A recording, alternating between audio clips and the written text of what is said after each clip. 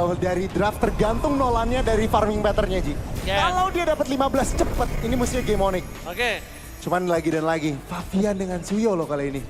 Jadi ini akan berbahaya juga sebenarnya. Setidaknya early-nya punya power. Nah. Gak kayak tadi semua scaling gitu ya. itu Oke, dia. tanpa berlama-lama kita akan menyaksikan langsung aja. Let's go to the lane of time. Siapa yang akan mengamankan match points? Tentunya di game kali ini posisi 1-1 dan reset kembali.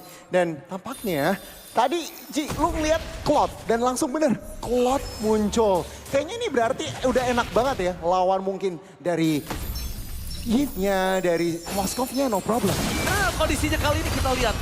Eve dari Suns ini sangat power. Dan kalau ngomongin ke arah yang bisa nge-reach ke arah backline dengan kondisi dari Widi, ini nggak wise banget kalau ke arah Suns. Dia harus bisa mempertimbangkan di mana Xavero dan juga Kyrie. Dan satu-satunya yang bisa ke backline ketika udah Aran buka, ketika udah Fabian buka, dan udah Widi buka, itu Cloud. Dan dia butuh purify ketika cowoknya udah di-pick. Sebenarnya ini cukup divey ya. 5-5 semua. dari Liquid ini bisa masuk ke belakang. Betul, diving cukup semua. agresif, cukup invasif. Dan apakah Onyx bisa bertahan dengan formasi mereka. Satu flicker tadi udah dibuang oleh Suns. Tentunya ini sebuah keuntungan kecil untuk tim Liquid ketika nanti neutral objective yang pertama sudah muncul di Land of Dawn. Jadi sekalipun Suns berada di level 4, ini nggak worry lagi untuk para pasukan dari tim Liquid untuk nge-reach Suns. Itu nggak worry lagi. Kenapa? Sekalipun dia punya the word manipulation, dia tetap bisa kelihatan kok. Dia nggak punya skill escape mechanism. Nggak ada Matilda di sini. Cowoknya juga pasti ngelakuin gangguan terhadap sosok seorang Fabian. Jadi ini power yang cukup mahal sih kalau gue bilang tadi yang didapatkan oleh seorang Yeskiel. Poin pentingnya tadi di Yeskiel, Ya. lebih tepatnya. Ditambah lagi Widi masih ada flicker dan Onyx tahu itu kayaknya. Makanya mereka juga nggak terlalu gegabah untuk mengamankan netral objektif. Kita udah kalah trade, ya udah kita mainnya kompensasi, cari kompensasi lain aja. Karena gini Gon, kalau dari sudut pandang gue tadi ketika Sunsing udah flicker, itu kan udah mengurangi power mereka ketika di arah pit turtle. Ditambah lagi kalau kalah retribution dan Kyrie-nya tumbang. Rugi banget. Ini rugi banget, ini early power yang dimiliki dari Kyrie. Early-nya gagal, Ya. mid to the late game. Kyrie cuma bisa bermain dengan split push. Ya ini Nolan tuh sebenarnya kalau aku ngeliat mainnya tuh mirip-mirip YSS. Yang penting farming, level 15 secepatnya dan baru bisa melakukan signifikan. Mungkin ganking kesana sini. Tapi jujur gue gak setuju. Oh oke. Gue jujur gue gak setuju. Gue Bahwa jujur maksudnya agresif dari early. dari early justru powernya dia di awal. Dia kalau bisa dapetin dalam kondisi saat ini dengan power defensif dari tim musuhnya nggak ada dan nggak bisa ngelawan balik, ini mainin Nolannya di situ. Kalau gua Lo nggak dapet ganking. Oke, ya ya, karena kalau asal dapetin di ganking mid ya. to the late game, ini kalau dia udah nggak bisa dapetin 1 point kill, masih ada Purify Wind of Nature. Oke. Ini dia tinggal main apa sekarang? Tinggal main split push bos. Malah berat untuk Kyrie. Benar. Itu ya yang mungkin agak sedikit riskan dari sisi Nolannya yang mungkin harus dipertimbangkan lagi oleh Onyx. Karena early game-nya sekarang masih cukup even. Malah tim Liquid yang lagi memenangkan ekonomi. Jadi mereka harus cepat, harus naikin tempo dengan dengan Nolannya yang mungkin harus melakukan aktif ganking. Masih belum terlihat pergerakannya dari Onyx. Dan it's okay, nggak masalah kok kalau mereka mau coba maksa ke arah Cloud-nya. Ya. Ketimbang harus ke arah Aran yang agak Ya. cukup berat untuk dimakan oleh seorang Kyrie. Benar. Karena kondisinya Kyrie sekarang juga pasti akan ada di Heptasis kayaknya. Kalau menurut aku ya. Kalau ngomongin pertama di itemnya menuju ke arah Skypicer nggak worth it banget. Oke. Belum kelihatan ada point kill selanjutnya yang bisa kita lihat di sini. Dan mungkin akan ada pertempuran yang cukup hebat di turtle yang kedua karena dua-duanya bisa join antara Moskov dan juga Cloud. Ya ini tampaknya Kemungkinan belum. ya. Kemungkinan. Untuk 2 game pertama seenggaknya First Blood udah digapai loh. Ketika turtle fight pertama ini 4 menit sudah berjalan belum ada First Blood. Tampaknya Onyx kali ini tapi mereka mau melakukan kontes sih. Nggak seperti di turtle yang pertama. Oke, kontes kali ini apakah mereka berhasil mendapatkan karena purple buff yang masih terlalu jauh dan Kyrie nggak berani gambling Ya. hal seperti ini.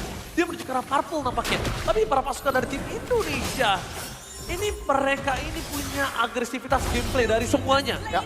Hampir semua tim Indonesia punya gameplay yang agresif dan mengerikan. Tapi kali ini Kyrie lebih menurunkan tempo dan dia kayaknya wise banget untuk dapetin purple sih. Ya. Gue setuju sih, dibandingkan dia harus berebut lagi. Ya ini tampaknya mereka tahu agak sedikit kalah rotasi. Jadi ya udah nggak usah paksa lagi. Sama seperti cerita di turtle yang pertama. Tapi gold shield turret loh udah oke. Xavero seenggaknya dapetin kompensasi juga. Jadi kedua gold laner bisa dibilang cukup well fed. Tapi informasi yang didapatkan dari Keyboy, udah ada 4 pemain dan Oh. Royal Dragon on point. Kyrie, 1 point kill didapatkan dan first blood di tangan dari seorang Kyrie. Early game pressure, mau tidak mau, itu yang bisa dilakukan oleh seorang Kyrie. Nah, itu. Sekarang itu dia yang dia miliki.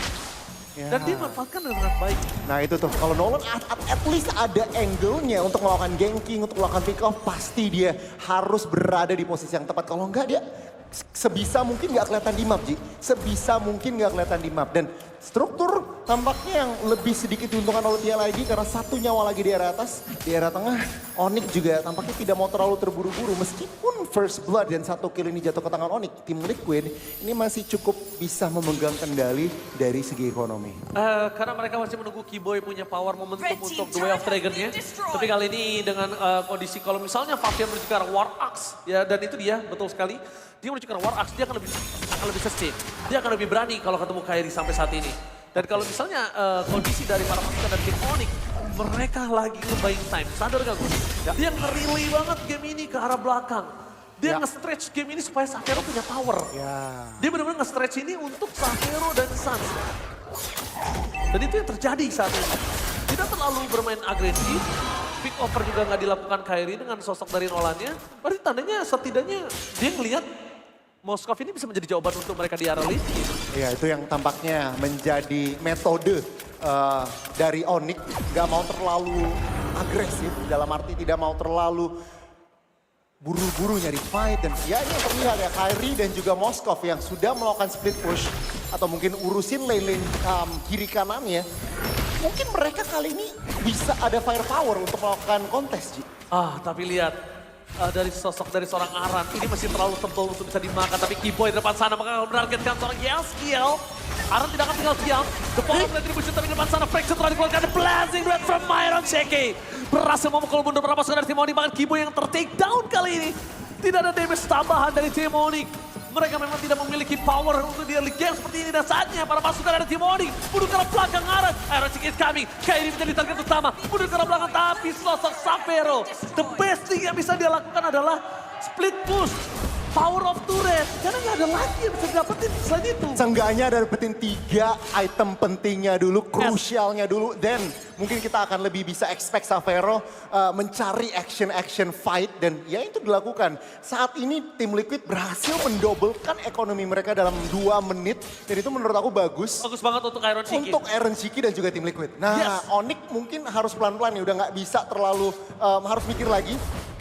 Mungkin nggak bisa terlalu maksa untuk membuka map terlebih dahulu. Tapi waktu lagi dia berikan kepada Sapphire. Lagi terus. Iya, Funnel gold. Yes, gold. Oke, Sapphire. Kita relay, kita stretch lagi gamenya. Kita bawa ke arah late game lagi. Kita mundurin lagi gamenya. Karena kita kalau bermain di early game, mereka punya suyo. Jangan sampai kesalahan ini terjadi seperti para pasukan dari tim Onyx di game yang pertama gitu loh. Ya, dan sejauh ini juga Kairi ini yang penting gue farmnya juga aman. Gak ketinggalan.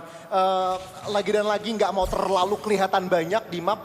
Kalau aman baru dia kelihatan. Kalau memang mungkin ada info member Liquid keberadaannya di mana, dia akan kelihatan map. Dan terlihat pelan-pelan tapi pasti tim Liquid ini 3.000 loh. Tiba-tiba, jadi ini udah sebenarnya signifikan.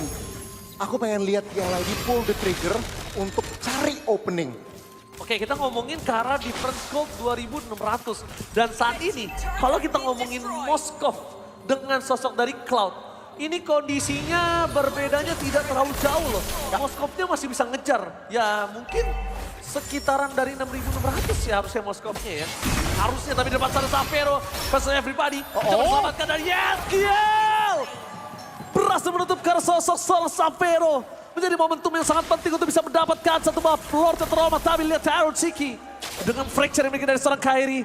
Oke, kita bermain di arah mid game. Tapi Iron Shiki, as long dia nggak punya win of nature, dia harus respect. Dia harus respect sama sosok seorang Kairi. Ya ini yang pull the trigger yang gue maksud dari TLID. Mereka ngebaca rotasi, dapetin Sapphire dan ya mereka berada di keuntungan. Tapi Aran membuat seorang Kairi ter-take down di belakang sana. Solo kill utama dan solo pick up dapat power buff. Long didapatkan para pasukan dari tim Liquid. Dapatkan para pasukan dari tim Onyx. Mereka benar-benar terperangkap di dalam zona permainan mereka sendiri. No power buff untuk Nolan. Ini berat banget untuk Nolan tentunya. Split push power. Apakah itu menjadi sebuah jawaban? Dan para pasukan dari tim Liquid makin lebih membuat gold mereka melambung jauh. Dan Fabian berhasil melakukan trigger. Ryota menjadi target utama dan ter-take down di arah belakang sana. Para pasukan dari tim Onyx mereka terdistrik dengan arah dan blazing red from Myron Sheki. Tanpa adanya point kill. But it's okay. Satu pasif pecah. Didapatkan oleh tim Liquid. Again, gold difference, 1 point kill. Dan arah untuk Ryota masih oke untuk Liquid. Keuntungan di atas keuntungan yang dialami oleh tim Liquid. Dapetin Lord, dapetin pick up, dan kali dengan adanya Lord, ini bener-bener full offense. Meskipun tanpa ada Aran, ini 2 base bisa hancur. Widih, available sebentar lagi dengan ada sosok dari Flicker yang dia miliki. Meanwhile di arah top lane sana, turret berhasil didapatkan tanpa ada sedikit hambatan. Turret top lane, base dengan menit 10. Itu kayak kerugian yang luar biasa, tidak bisa dibendung. Untung masih cuma 1. Kirain tadi mau coba di area bawah. Tapi tampaknya ya mereka call-nya udah kita mundur dulu. Xavero udah ada 3 item. Tapi lihat plotnya juga udah ada 3 item. Jadi sebenarnya Eren Chiki ini damage-nya udah nggak bisa dianggap remeh. Dan bahkan wow Eren Chiki respect. Sangat-sangat intelijen. Dia ngambil ke arah Wind of Nature, lebih ke arah respect terlebih dahulu. Supaya sehingga kalau emang ada terjadi ancaman dari sisi fisik Kairi atau Xavero, bahkan mungkin Ryota, dia aman. Ya betul, aku setuju banget Gori. Dan bahkan sebenarnya yang lebih mengancam adalah Kairi di sini. Dari tadi, kalau misalnya kita lihat, Kairi masih kelihatan di map. Kalau nanti tiba-tiba Kairi nggak ada di map, kondisi ada Lord yang mau muncul, ganking terjadi ke arah Iron Siki, sekalipun ada flick, ada retribution yang keluar dari Kairi, itu tetap masih mahal banget loh. Ya. Itu tetap masih mahal. Ya. Dan untuk mengantisipasi pergerakan tersebut, Wind of Nature wise decision banget. Walaupun dia owningnya 5.000 ya, bisa aja loh. Bisa aja dia menuju ke arah Rose Gold Meteor. Atau ya Malefic misalkan kalau Malefic emang bener-bener sekali ya. mau langsung berasa banget. Dan oke, pelan-pelan lagi tentunya turun tempo. Ini berbeda ya dia dari game yang pertama dan kedua di mana action pack banget. Ini game yang ketiga cukup rendah total killnya. Tapi lihat di depan sana, kalau Keyboy menang ke arah Aran ini bencana sih. Nggak bisa. Itu bakal ngerugiin para pasukan dari tim Onyx. Dia bakal ditabrak abis, minimal banget Lord didapatkan. Nah, itu yang nggak mungkin tentunya dibiarkan oleh Onyx. 15 detik ke arah Lord selanjutnya. Dan untuk saat ini map 65-35 ini dimiliki oleh tim Liquid, bahkan mungkin 70-30. Jadi tim Liquid mereka juga nggak terlalu buru-buru. Mereka tahu far lane ngedorong ujung. Jadi ya udah mereka take their time, mereka cukup tenang. Dan ya ini mestinya free Lord sih. Onyx harus defend, fokus defend. Tapi nampaknya di depan sana mereka mencoba mendapatkan sosok seorang Winnie dengan fracture yang damage masih belum cukup. Bahkan Keyboy ter-take down. Dengan Sky Beast yang bikin para pasukan dari Team Liquid. Mereka menghilangkan Keyboy di saat Lord didapatkan. Ketika di saat mereka harus melakukan defensif.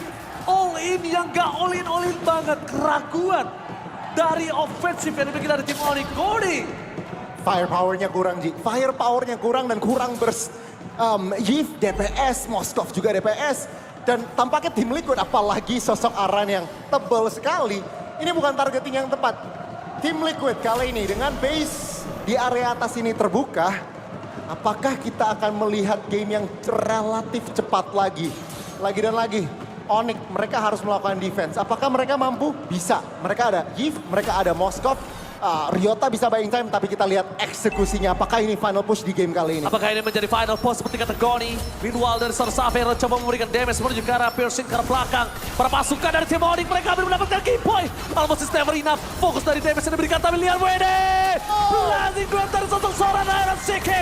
Berhasil mendistek para pasukan dari tim Onyx. Tapi nampaknya masih mereka bisa membalikan kembali ke arah Keyboy. The Way of Dragon yang dimiliki oleh seorang Keyboy memang tidak keluar. Tapi di sana Keyboy harus ter-take down. Meanwhile para pasukan dari tim Onyx mereka tidak boleh kehilangan seorang Xavero sedikit pun. Karena damage dari Xavero lah yang menyelamatkan semua. Piercing strike ke arah belakangnya. Yang membuat para pasukan dari tim Liquid akhirnya mundur. Bahkan Iron Siki sekalipun. Dia harus menggunakan Malefic Gun. Dia gak mau berdekatan dengan sosok Xavero. Kalau bisa gak head to head. Wow, ini Onyx dan juga tim Liquid. Mereka menunjukkan display offense dan juga defense yang bagus, Ji. Onyx mereka memang harus mengorbankan satu tur di tengah, tapi seenggaknya base utamanya mereka tidak berhasil dihancurkan. Sebuah mungkin sedikit miskalkulasi tadi dari tim Liquid di mana Blazing Duet ya memang berhasil memukul mundur, tapi Onyx dengan itu berhasil reset lagi dan ya kembali ke arah mungkin nunggu Lord lagi ke arah semenit. Tapi ingat tim Liquid ini mereka benar-benar masih memegang map, kendali 8.000 hampir 10.000 tentunya gold. Ini bukan kabar yang baik sih. Kalau Lord yang kali ini berhasil diamankan tanpa adanya korban dari tim Liquid, ini mestinya bisa menutup game kali ini. Kalau menurut aku untuk membuat Lord kali ini tanpa ada korban agak cukup berat. Satu-satunya yang bisa dimiliki dari para pasukan dari tim Onyx adalah gimana caranya Xavero ini dorong dulu far lane-nya. Oke. Gimana caranya mid lane-nya mereka clear dulu. Ya.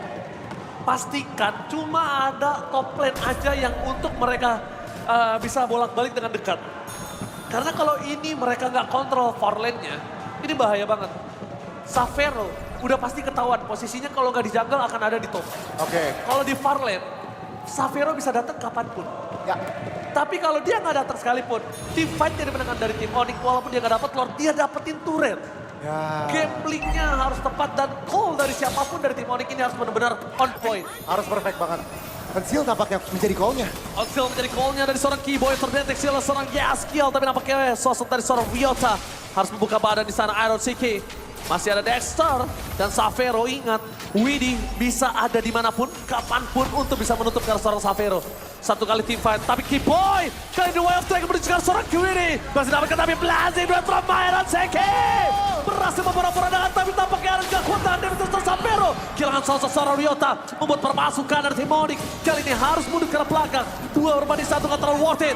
Moskow udah mulai masuk, tapi nampaknya Fabian sadar akan hal tersebut dan melakukan covering up kepada sosok seorang Iron CK. Mau nggak mau Onyx harus melepas Lordnya. Lagi, Iya lagi dan eksekusi Lord Pick yang sangat-sangat baik oleh tim Liquid. Mereka harus kehilangan video. Aran gak ada Immortality yang bisa menyelamatkan dia dan bahkan dengan ada sosok seorang Aran, Immortality dengan seorang Kairi, ini gak worth it sama sekali. Besa di depan mata, Suns featuring Xavero mampukah menyelamatkan base mereka. Keyboy, no flicker for his side, only the way of second. Dan ini bencana, Blazing Red with Twitter Cloud, fokus ke base, gak boleh apa-apa yang terjadi. Dan Team Liquid berhasil mengamankan game yang ketiga dengan sangat cepat. Wow! Ladies and gentlemen, Team Liquid, mereka mengamankan poin.